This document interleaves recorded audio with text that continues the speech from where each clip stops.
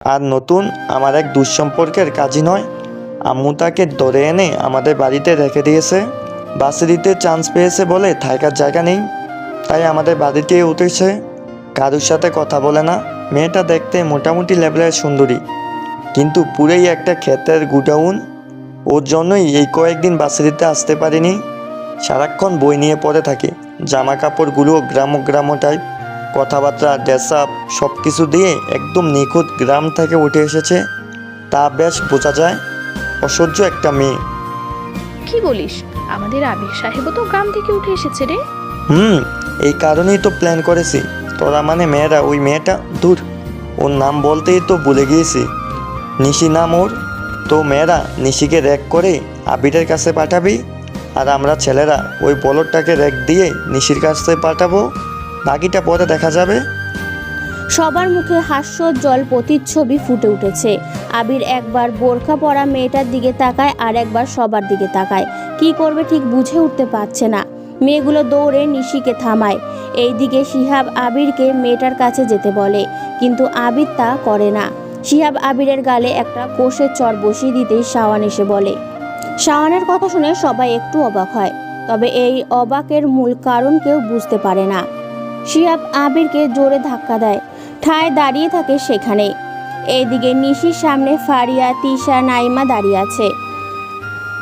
ওদেরকে দেখে নিশি পাশ কাটিয়ে চলে আসতে যাবে, তখনই ফারিয়া বলে, ওই সেমির দাঁড়া। জি আপু। ভার্সিটিতে বোরকা পরে আসিস কেন? এটা কি তুই হাই স্কুল পাইছিস? কেন, বোরখা পরা যাবে না? না, যাবে না। এখানে বোরকা পরলে ভার্সিটি কোয়ালিটি হারাবে। কেন, কোয়ালিটি তো পড়াশোনার মধ্যেই থাকে।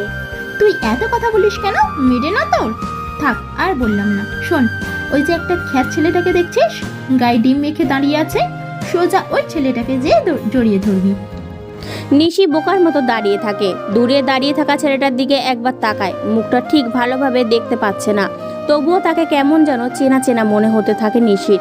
কোথায় যেন সে দেখেছে, অথচ মনে করতে পারছে না।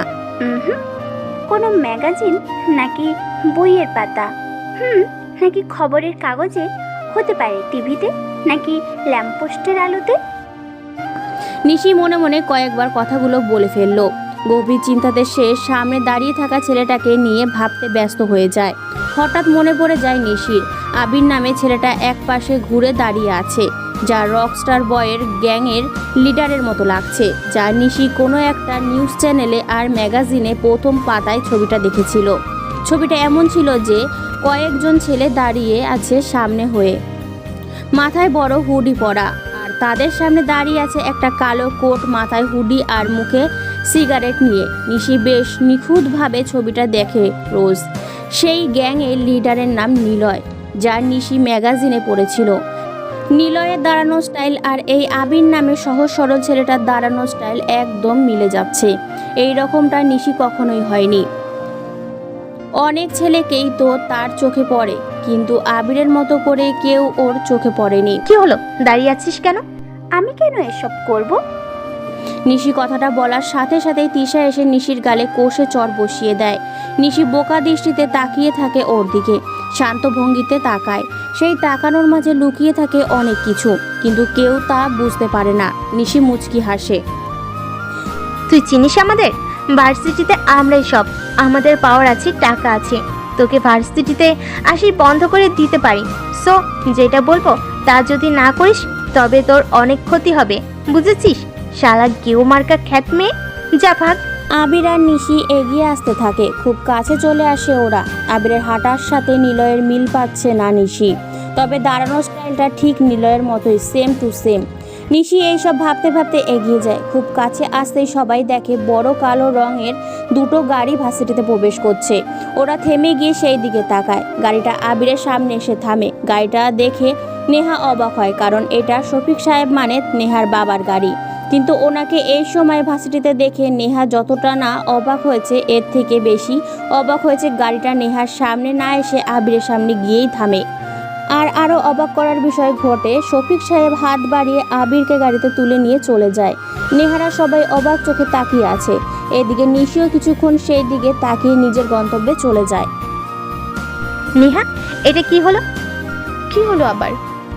ওই খ্যাতটাকে তোর বাবা নিজেই এত খাতির কেন করে?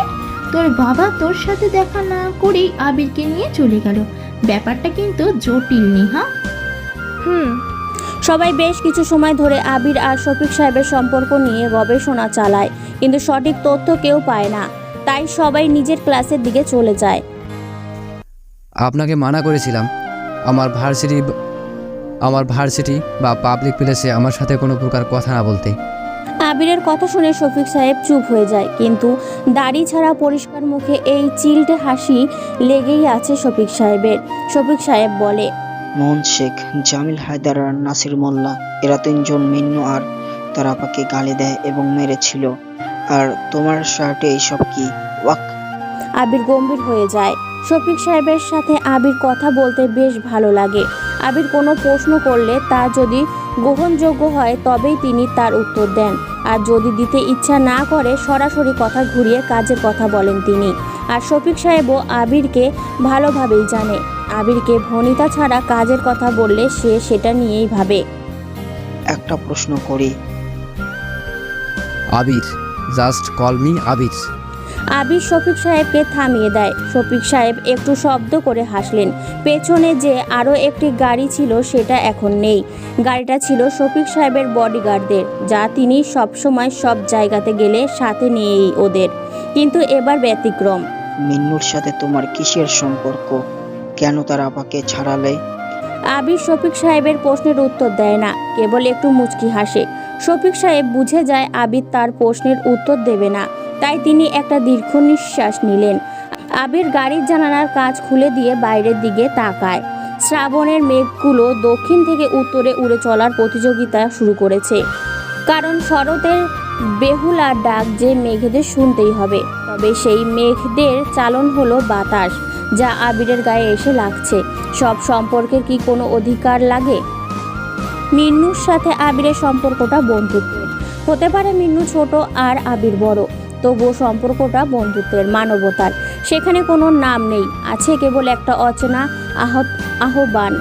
আবির প্রশ্ন করে, আজ আপনার সাথে বডিগার্ড নেই যে? যেখানে তুমি আছো সেখানে ওদের কি দরকার? যাই হোক, তোমাকে যে মেইন কথাটা বলতে চাইছি, শহরে নতুন একটা অফিসার এসেছে। বেশ কয়েকদিন হলো। না তার নাম কেউ জানে, না তার পরিচয়, আর না সে কোথায় থাকে এবং সে ছেলে নাকি মেয়ে সেটাও এখনো জানা যায়নি। কেবল শুনেছি একজন অফিসার এসেছে, ক্রাইম ইনভেস্টিগেশনে প্রধান। সে অল্প বয়স, তোমার মতোই বুদ্ধিমান, আর তার কাজটা নিশ্চয় বুঝতে পারছো সে কেন এসেছে। সো একটু সাবধান। আর হ্যাঁ, তোমার কোনো কিছু লাগলে আমাকে বলো। আবির জানালা দিয়ে বাইরে তাকায়। গাড়িটা শহর থেকে বহুদূর চলে এসেছে। শহর ছেড়ে ছোট্ট একটি ঝিলের পাশ দিয়ে গাড়িটা চলছে। আবির বাইরের দিকে তাকাতেই দেখে অনেকগুলো সাদা রাজহাঁসের দল ঝিলের কিনারায় হেঁটে বেড়াচ্ছে। ওপরে উঠছে সাদা বক আর শিহরিত সাদা মেঘের দল। আবির সেই দিকে চোখ না সরিয়েই বলল, আপাতত নেহার রুমটা আমার লাগবে। কি? শফিক সাহেব চমকে উঠলেন। এমনিতেই আবিরকে কেমন মাত্র থাকতে দেওয়া হয়েছে বলে তারও বাড়িতে টিকা কষ্টসাধ্য হয়ে গেছে। এরপরও যদি নেহার রুমটা আবিরকে দিয়ে দেওয়া হয়, তাহলে নিশ্চয় শফিক সাহেব আর আবিরের কপালে বেশ খারাপ কিছু আছে। আবির, ফাজলামো ছাড়ো। তোমার ইনফরমেশনের দরকার ছিল, এনে দিয়েছি। অবশ্য তুমি আমার হেল্প না নিয়েও করতে পারতে, তবুও করেছো আমাকে দিয়ে। এখন ওই তিনজন পুলিশদের কি করবে না করবে তোমার ব্যাপার। হ্যাঁ, আরও একটা ইনফরমেশন চেয়েছিলাম। কি? মিন্নুর আপার ব্যাপার। ওই বাড়ি ভার্সিটির প্রায় কাছেই যে বস্তিটা আছে ওখানে ওরা 4 জন থাকে। রেনু বড়, মা। জানি। আচ্ছা ঠিক আছে, আমি এখানে নামবো, আপনি চলে যান। কিন্তু প্লিজ। শফিক সাহেবের গাড়িটা থেমে যায়। আবির সাথে সাথেই নেমে যায় সেখানে। শফিক সাহেব আর কোনো কথা না বলে গাড়ি চালিয়ে শহরের দিকে এগিয়ে আসে। এদিকে নিশি এক কাঁধে ব্যাগ ঝুলিয়ে আবির শান্ত ভঙ্গিতে ভার্সিটিতে প্রবেশ করে। কিছুটা পথ আসার পর মিন্নু এসে জড়িয়ে ধরে আবিরকে। ভাইজান, আপনাকে আমার আপা যেতে বলছে। মিন্নুর হাত ধরে আবির মুচকি হাসি দিয়ে তাকায় ওর দিকে। ওর মুখে আজ এক চিলটে সুখের হাসি, আর সেই হাসিটা ওর আপাকে ঘিরেই। মানুষ যেমনই হোক না কেন, যত খারাপই হোক না কেন, যদি সেই খারাপ মানুষটা কারো প্রিয় হয় তবে তাকে ঘিরেই সব হাসি খুশি জড়িয়ে থাকে। মিন্নুর মাঝেও ওর আপার গুরুত্ব আসলেই বিশাল। কেন রে, আমাকে চেনে নাকি তোর আপা? হ্যাঁ সিনে, তোমার কথা আপারে অনেকবার বলছি। আপা যখন শুনছে তোমার জন্য সব কিছু হয়েছে তখনই থেকে করতে বলছে। কেন বলেছিলি আমি করেছি? আচ্ছা যাই হোক, আর কাউকে বলবি না এসব। আচ্ছা। আবিরের হাত ধরে মিন্নু ক্যাম্পাসের দিকে এগিয়ে যাচ্ছে। কিছু দূর যাওয়ার পর শাওন, শিহাব, সোহেল, আরিফ, নেহা, তিন্নি, নাইমা, তিশা আর ফারিয়া। সিয়াব হলো ওদের পুরনো বন্ধু। অনেকদিন ধরেই ভার্সিটিতে আসেনি বলে আবির তাকে খুব একটা ভালো মতো চেনে না। মিন্নুর হাত ধরে আবির ওদের সামনে দিয়ে এগিয়ে যায়। তখনই নেহা ডাক দেয়। মিন্নু, মিন্নু দাঁড়িয়ে যায়। আবিরের থেকে হাত ছাড়িয়ে নেহার কাছে গিয়ে দাঁড়ায়। নেহা গম্ভীর চোখে মিন্নুর দিকে তাকিয়ে বলে, আজকে বাদাম আনিস নাই কেন? আপা বলছে আজকে বাদাম না বিক্রি করতে, বলছে ভাইজানকে বাড়িতে নিয়ে যেতে। ভাইজান? ওই তো আমার ভাইজান। মিন্নু আবিরের দিকে তাকিয়ে ইশারা করে দেখায়। আবির কিছুটা দূরে দাঁড়িয়েই আছে। আবিরের দিকে তাকিয়ে সবাই জোরে হাসি দিয়ে ওঠে। নেহা বলে, কেন রে, ওকে যেতে বলেছে? ভাইজান তো আমার আপারে পুলিশদের থেকে ছাড়িয়ে আনছে। কি? আবারও সবাই আবিরের দিকে তাকায়। একদম সাধারণ একটা ছেলে, কেউ কোনো কিছু বললে তার ঠিক মতো কিছু বলতে পারে না। সেই ছেলে কি না মুন্নার আপাকে পুলিশের থেকে ছাড়িয়ে এনেছে। ভাবতেই সবাই অবাক চোখে তাকায় আবিরের দিকে। মিন্নু দৌড়ে আবিরের কাছে চলে আসে। মিন্নুকে আবিরের এসব কিছু বলতে মানা করেছিল, তবুও মিন্নু সবাইকে তা বলে দিয়েছে। এই কারণেই আবিরের দিকে কিছুটা ভয়াত্মক দৃষ্টিতে তাকায় মিন্নু। নেহারা সবাই আবিরের সামনে চলে আসে। আবিরের সামনে গোল হয়ে দাঁড়িয়ে সবাই আবিরের মাথাটা নিচু করে নেয়। শিহাব এসে আবিরকে একটা ধাক্কা দিয়ে বলে, কি রে হিরো, তোর সাথে তো দেখি পুলিশের সেই ভালোবাসা, যে বললেই আজ ছেড়ে দিল, কাহিনী কি সত্যি করে বল। আবির কিছু বলে না, মিনুর হাত ধরে দাঁড়িয়ে থাকে। সোহেল এসে আবিরের জামা টেনে ধরে। আবির শাওনের দিকে তাকায়। শাওন প্রথমে মাথাটা নিচু করে নেয়। হুট করেই সবার সামনে এসে দাঁড়িয়ে বলে, তোমাদের এসব কি শুরু করছো? তোমাদের লজ্জা হওয়া উচিত। দুর্বলদের উপর নিজেদের ক্ষমতা না দেখে শক্তিদের কারোর উপর দেখাও, শুধু কোনো নিজেদের শক্তি নষ্ট করছো। শাওনের কথা শুনে সবাই থেমে যায়। সবাই শিহাবের দিকে একবার তাকায়। শিহাব শব্দ করে হেসে দিয়ে বলে, আরে বাবা, ছোট থেকেই তো বড় কিছু হয় নাকি? আগে মালটাকে একটু খেলাই, পরে না হয় দেখা যাবে। নেয়া, তোর বাসা থেকে বেটাকে তাড়াতে চাস না?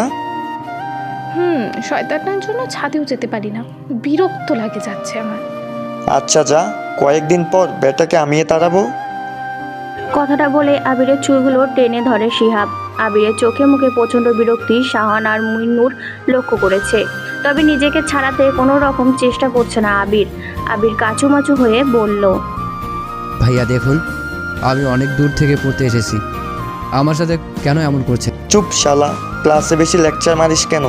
বেশি কথা বললে শালা তোকে মেরে রেখে দেব। ক্লাসে পড়াশোনা করবি না, বুঝলি? বেশি যদি বুঝিস না তো তোর খবর আছে। আমাকে যেতে দিন, আমাকে যেতে দিন। আমি তুই কি শালা, বল বল, কি তুই বল? তোকে না একবার বলা হয়েছে বেশি কথা বলবি না? আবিরের গালে একটা চড় বসিয়ে দেয় সোহেল। আবির কিছু না বলেই মাথাটা নিচু করে নেয়। মিন্নু বলে ওঠে, আপনারা এমন করছেন কেন? আপনারা ভালো না। ওই চুপ বেটা, তুই কথা বলিস কেন? ওর সাথে তোকে পেটাবো। কি করবি আজ? দাদা ভাবতে দে। শিহাবের কথা শুনে সবাই চুপ হয়ে যায়। ঠিক তখনই সবাই খেয়াল করে ভার্সিটির গেট দিয়ে কয়েকটি দামি বাইক ক্যাম্পাসের প্রবেশ করছে। আরিফ কিছুটা চিৎকার দিয়ে বলে ওঠে, ওই রাকিব ভাই আসছে, সবাই পালা। প্লিজ তোরা কেউ যাস না, তোরা গেলে কুত্তাটা আমাকে আরো বেশি চালাবে। ওদের মাঝে কথা বলতে বলতে রাকিব ওদের সামনে এসে বাইক রাখে। 4টে বাইক, প্রতি বাইকে 2 জন করে লোক। রাকিব হলো শহরের প্রকাশ্য অপ্রকাশ্য একটা গ্যাং মাস্তান। সে সবাই রাকিবকে খুব ভালো করেই জানে। রাকিব শহরের টপ মাস্তান, বলা যায় ঢাকা শহরটা রাকিবের এক প্রকার হাতের মুঠোর মতোই। রাকিব মাস্তানির পাশাপাশি ছাত্র নেতাও। পুরো শহরে ছাত্রলীগ রাকিবের কথার মতো চলে। নিজের ক্ষমতা বলে সব কিছু সে নিজের মতো করে নিয়েছে। পুরো ক্যাম্পাস তার সব দখলে। নেহা যখন নতুন ক্যাম্পাসে আসা শুরু করে তখন রাকিব নেহাকে দেখে। একদিন রাকিব ক্যাম্পাসে বাইক নিয়ে আসে। সেদিন প্রচণ্ড বৃষ্টি শুরু হয়। নেহা আর তার সব বান্ধবীগুলো ক্যাম্পাসের মাঠে একসাথে বৃষ্টিতে ভিজছিল আর ফটোশ্যুট করছিল। রাকিব ক্যাম্পাসে আসে হাঁ হয়ে নেহাদের বৃষ্টিতে ভেজা দেখছিল। অবশ্য রাকিবদেরও বা দোষ কোথায়? ঝুম বৃষ্টি, ভার্সিটিতে ক্লাস নেই, কয়েকজন টপ সুন্দরী মেয়েরা সেই বৃষ্টির পানিতে ভিজবে আর তা কেউ দেখবে না, সেটা কখনোই হয় না। আর রাকিবের জন্য তো সব কিছুই উন্মুক্ত, কারণ সে চাইলেই অনেক কিছু করতে পারে। নেহারা যখন নিজেদের মতো করে ভিজছিল তখনই ফারিয়া এসে বলে, দেখ ওই ছেলেটা কেমন বাজে দৃষ্টিতে দেখছে আমাদের। ফারিয়ার কথা শুনে নেহা রাকিবকে ডাক দেয়। রাকিবও বাধ্য ছেলের মতো ওদের সামনে যায়। তখনই নেহা রাকিবের গালে কষে একটা চড় মারে আর বলতে থাকে,